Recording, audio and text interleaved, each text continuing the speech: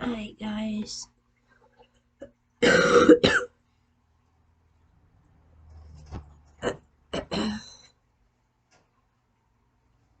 second video would be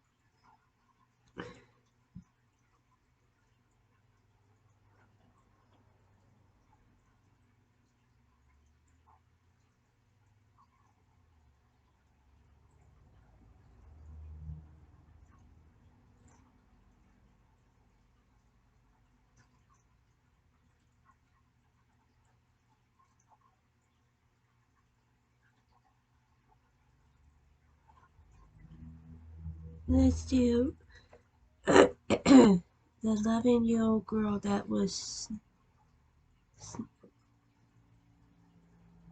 yeah, let's do that. Switch and save $652. It's okay. There's enough for everyone. Ugh, this rental car is so boring to drive. Let's be honest. The rent-a-car industry is the definition. Our search crew in the area of Melson Road, just west of Hampton Court, located the body of 11-year-old Sarah Foxwell. Christmas is supposed to be the happiest time of year, a time of cheer and joy, and a time when families come together to celebrate. And that's what the people of Wicomoco County expected for their Christmas of 2009 to be. But tragically, something happened that turned the joyous season into a horrible nightmare. It was Christmas Day. That was our Christmas. It was tough. And it just hurt us all. And I felt like we had failed. This is the case of the 11-year-old girl that was snatched from her bed by a pervert killer. Sarah Haley Foxwell, or Haley Bug, as her family fondly called her, was described as a sweet, bright, and outspoken 11-year-old girl who lived in Wicomico County, Maryland. Born on May 18, 1998, she was the middle child in a large family of 9 children. And according to her mother, Jennifer Foxwell, Sarah was always the referee, the lover, and the hugger in the family, and always had a smile on her face. Yeah, you see why I don't like having my kids side. Growing up, Sarah and her siblings had a really tough life. Their mom, Jennifer, who was a single parent, would often get overwhelmed and go on a bender, leaving the kids to fend for themselves. This led to the children being temporarily placed under the care of their aunt and Jennifer's sister, Amy Fothergill, in 2008. I was going through a really rough patch in my life, and I chose to place my children with my family because it was in their best interest, really, to be there. I couldn't properly care for them at the time, and it was the best place for them to be. I knew they were loved and they were taken care of. They had what they needed, wanted, and they were happy there. At the time, the authorities and other family members thought that Sarah and her siblings would be much safer living with their aunt in her converted farmhouse. But sadly, they were mistaken. On December 22nd, 2009, Sarah, who was 11 at the time, was really excited about Christmas. She was running around the house with her siblings, laughing and goofing off. After having pizza for dinner, the children went to bed at 9 p.m. wearing their Christmas pajamas. Sarah was sharing a bedroom with her 6-year-old sister, Emma, and the room was at the end of the hallway beside the back door. As the 2 girls playfully skipped to bed that night, no one would have imagined that it would be the last time that Sarah would ever be seen alive again. The next morning, the family was shocked to find Sarah missing from her room. They searched everywhere, in and around the house for her, but they could not find her. The weather was freezing outside, so there was no way she could have just walked out, especially since her jacket and shoes were still in her room. Sarah's mother, Jennifer, was working overtime when she received the distressing call from her sister, Amy, telling her that her 11-year-old girl was missing. She would later say that the moment she heard this, she knew immediately that something was terribly wrong. The family then called the sheriff's department, who immediately abandoned everything they were doing to come search for the little girl. Every sheriff's deputy at this office came back to work. They did not want to spend Christmas with their families while this little girl was still missing. A desperate search for Sarah immediately began, with the police checking around the house for any sign of forced entry, but there was none. The front door and all the windows were still intact. However, when they checked the back door, they were shocked to find the door unlocked. At that moment, Sarah's Aunt Amy remembered that they had a key hidden somewhere in the garden for emergencies, but when she went to check, the key was not there. She also noticed that Sarah's green toothbrush was also missing from the bathroom, and immediately knew that someone had taken their little girl, someone who knew about the key and where Sarah was sleeping, someone they had invited into their home.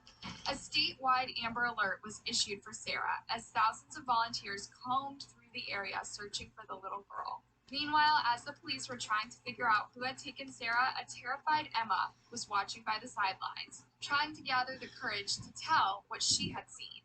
And then she pulled her grandmother aside and told her that she knew who had taken Sarah. Apparently, when the girls were sleeping, 6-year-old Emma was awakened by a man standing in their room and talking to their sister. Scared, she pretended to be asleep and saw the man taking her sister out of the room.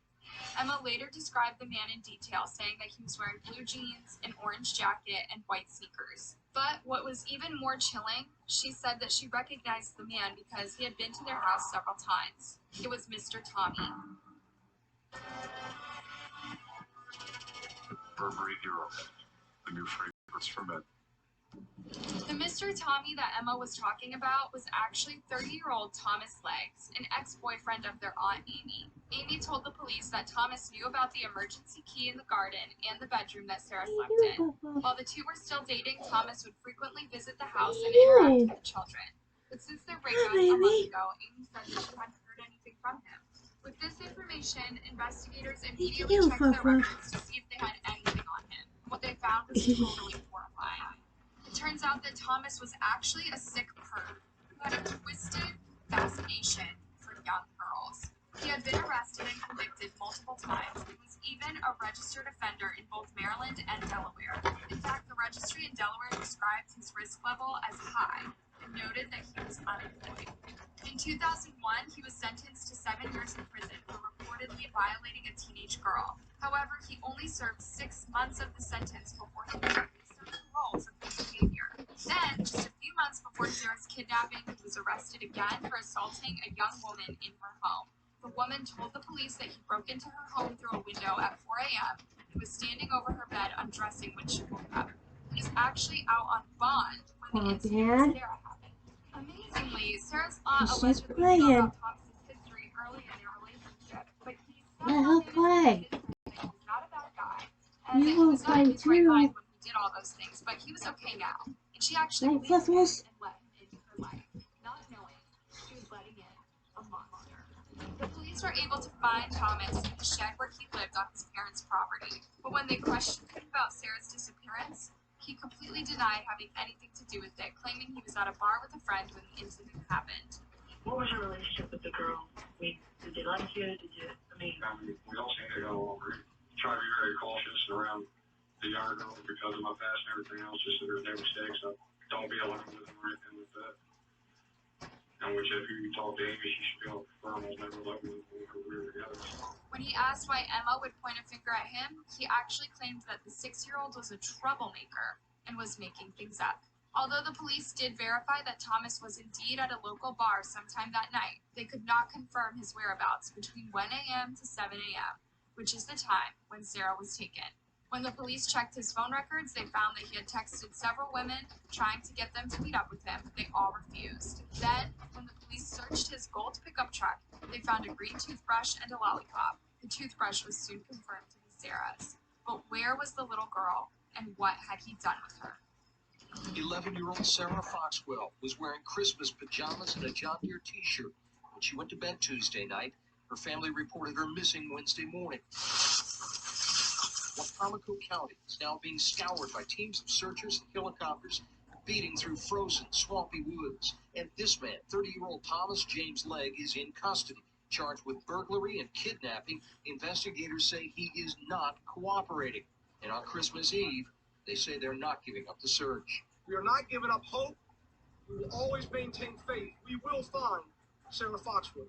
We have approximately 25 search teams comprised of 5 or 6 law enforcement, EMS, and fire personnel. Thomas's cell phone data helped the police zero in on a specific area for their search. At this point, they were still hopeful that they would find the girl alive, and so they used every resource available to help speed the search. The search extended to Christmas Day, and instead of celebrating the holiday with their families, everyone in the community came out to help bring the little girl home. They prayed and hoped for a Christmas miracle, but the miracle never came, at least not in the way they were expecting. That afternoon, at around 4 p.m., Sarah's dead body was found in a wooded area near Delaware state line. At approximately 4 p.m. this afternoon, a ground search crew in the area of Melson Road, just west of Hamden Court, located the body of 11-year-old Sarah Foxwood. She had been assaulted and murdered in the most brutal way, and she was found lying on her back with her hands stretched towards the sky and her fists clenched. Later, investigators revealed that the killer had tried to choke her down and drown her in a mud puddle, and then went ahead to light the body on fire in an effort to cover up his crime. Horrifyingly, an autopsy report later found that the girl had inhaled smoke from the fire, which means that she was still alive. Meanwhile, Thomas continued to maintain that he was innocent and had nothing to do with the brutal murder, despite the police having evidence against him. But when the police found Sarah's DNA on the clothes that he was still wearing, he caved and confessed to everything. Due to the brutal nature of the crime, the state of Maryland wanted to seek the death penalty against Thomas, but before the case went to trial, he took a plea deal and agreed to plead guilty to all the charges in exchange for his life. He got 2 consecutive life sentences without the possibility of parole. Nothing can ever bring Sarah back to us, nor repair the big gaping hole in my heart, in our hearts. But knowing that this sociopath, this murderer, this child is now permanently off of our streets, will at least bring some small measure of closure to this entire nightmare. What do you think about this case? Let me know your thoughts down in the comment section, and if you liked this video, be sure to give it a thumbs up and subscribe for more.